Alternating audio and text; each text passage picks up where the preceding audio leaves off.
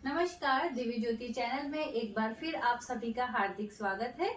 आज कुंडली के विश्लेषण के लिए मम्मी के पास एक कुंडली आई है जिसमें उनका नाम दिया हुआ है बुल्लू। जन्म दिनांक है 1/1/1981।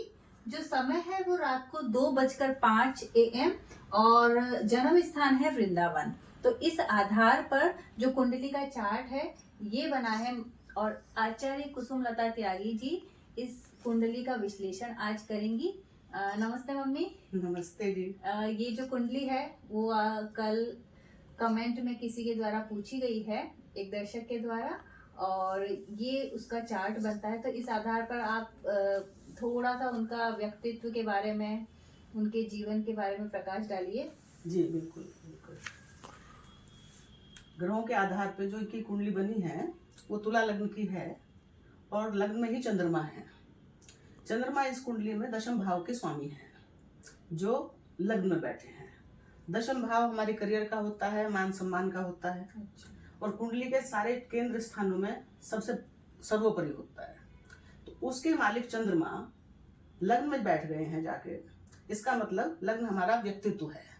इसका मतलब ऐसा व्यक्ति बहुत ही अपने कार्य से जुड़ा हुआ होगा, अपने कर्मों से। वो जीवन भर कर्म के प्रति लगा रहेगा। दूसरा, ये लग्न तुला लग्न होता है।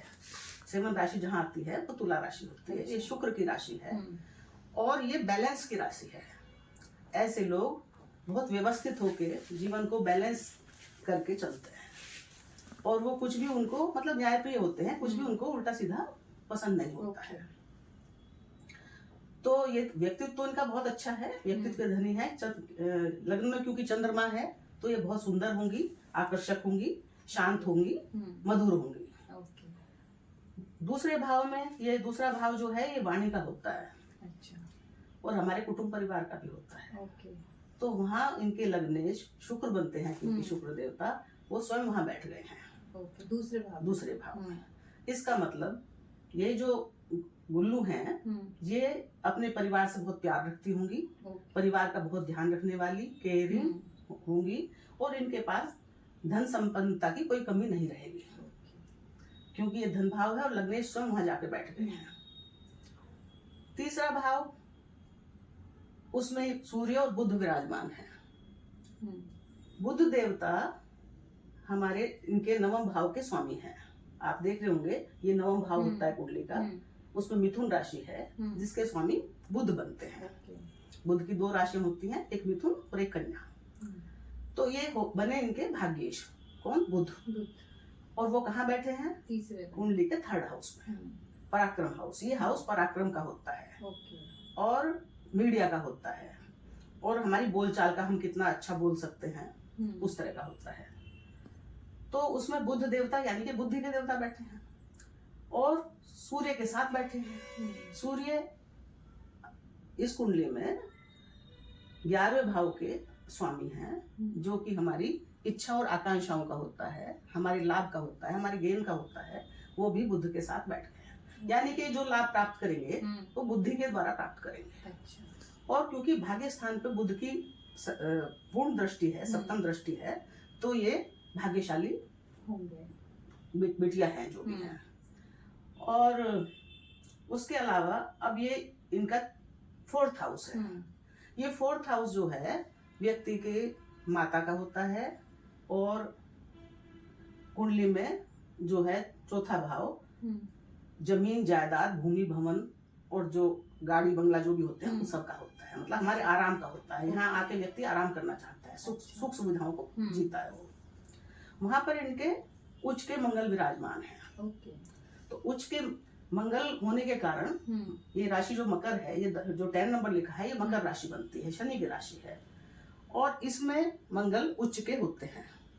तो यहाँ पे ये उच्च के मंगल का मतलब है कि 4th भाव में इनको उच्च के वैभव सब ये दिलवाएंगे, अच्छी संपत्ति होगी, अच्छी प्रॉपर्टी होगी, जमीन जायदाद इनके पास अच्छी बनेगी। लेकिन ये थोड़े स्वभाव से गर्म हो सकते हैं क्योंकि बुध गर्म है और ये ठंडी जगह है। 4th भाव में चंद्रमा का घर है। अब चंद्रमा के घर में बुध जाएंगे, वो मंगल जाएंगे, सॉरी, तो मंगल गर्म ग्रह है तो थोड़ी वहां पे मतलब गर्मी आएगी, हाँ, तो उतना कंफर्ट नहीं लगेगा। ओके। हाँ, लेकिन फिर भी क्योंकि ये उच्च के हैं तो उच्च के ग्रह कभी भी अपना नुकसान नहीं करते हैं, बढ़िया करते हैं, तो ये ठीक है, यहाँ पे अच्छे हैं। और इनकी चतुर्थ दृष्टि सप्तम भाव में पड़ी है, तो ये इनका अपना ही घर है। वैसे कहते हैं कि मंगल की चतुर्थ दृष्टि जिस भाव में पड़ती है उस भाव को खराब करती है। अच्छा। लेकिन क्योंकि ये इनका अपना घर है और कोई भी ग्रह अपने घर को खराब नहीं करता है, तो ये अपने घर को संभाल के रखेंगे। ओके।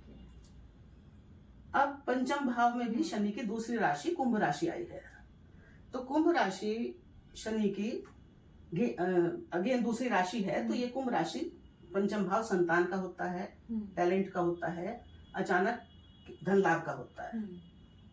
इसके स्वामी चले गए हैं 12वें भाव में गुरु के साथ, और गुरु इनके षष्ठेश हैं, छठे भाव के स्वामी हैं। और ये क्या बोलते हैं, छठे भाव के स्वामी हैं और थर्ड भाव के स्वामी हैं। तुला लग्न में गुरु ज्यादा योग कारक नहीं होते हैं, क्योंकि दो अच्छे डिपार्टमेंट इनके पास नहीं है।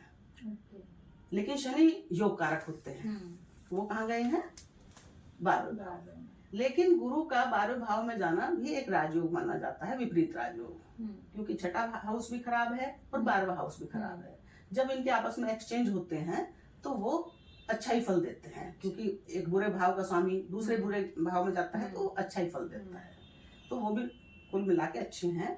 और शनि 12वें भाव में है, तो इनको अगर ये विदेशों से जुड़ के कोई काम करेंगे तो अच्छा होगा इनके लिए, लाभदायक रहेगा इनके लिए, और विदेशों से इन्हें फायदा होगा। ये संतान का स्वामी भी है, संतान इनकी टैलेंटेड होगी, बुद्धिमान होगी और अच्छे आचरण वाली होगी। और अष्टमेश, अब सप्तम भाव का हमने बता ही दिया है। अब आ गया है अष्टम भाव, ये अष्टम भाव होता है कुंडली का, उसमें भी शुक्र की दूसरी राशि है।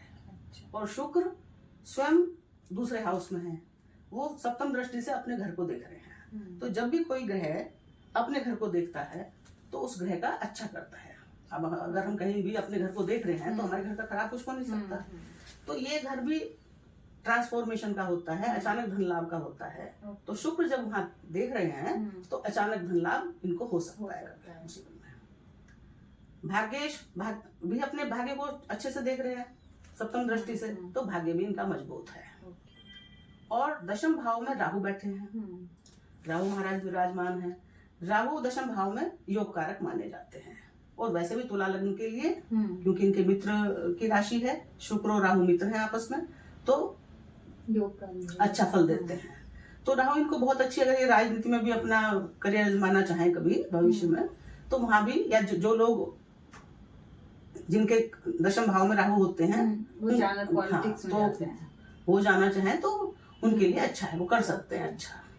तो कुल मिला के कहने का मतलब ये है कि कुंडली अच्छी है, अच्छे गुणों वाली है। तो एक जनरल क्या आप सुझाव देना चाहेंगे कि इन्हें क्या उपाय जनरली क्या करना चाहिए ताकि अपने जीवन और उच्च सकारात्मक रूप से जी सकें? तो इनकी जो कुंडली बनती है वो शुक्र की बनती है, शुक्र लग्न वाली है, बैलेंस के वाली है।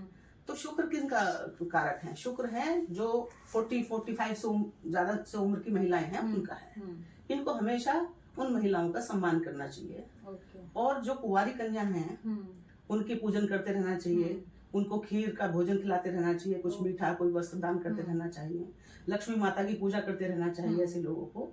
तो ये सब करेंगे अगर, छोटी छोटी बातें हैं। लक्ष्मी माता की पूजा तो आमतौर पर सभी करते हैं भगवान की, तो लक्ष्मी माता की पूजा करें, छोटी कन्याओं को भोजन दें, उनकी पूजा करें, टीका लगाएं, और मंदिर में कभी माता लक्ष्मी के उसमें सुहा का सामान चढ़ा दें, मिठाई चढ़ा दें, सफेद मिठाइयाँ, सफेद बर्फी वगैरह, तो इनका जीवन बढ़िया रहेगा। और कुछ भी इनको ज्यादा कुछ ऐसा कोई जरूरत नहीं है, कुंडली अपने आप में अच्छी कुंडली है। बहुत बहुत धन्यवाद मम्मी। Thank you. वैसे कई लोगों ने अपने अपने जो कमेंट के माध्यम से अपनी कुंडलियां भेजी हैं, तो मैं चाहती हूँ कि जब भी आपके पास टाइम हो आप उनका विश्लेषण करने की कोशिश करें। बहुत बहुत धन्यवाद। Thank you.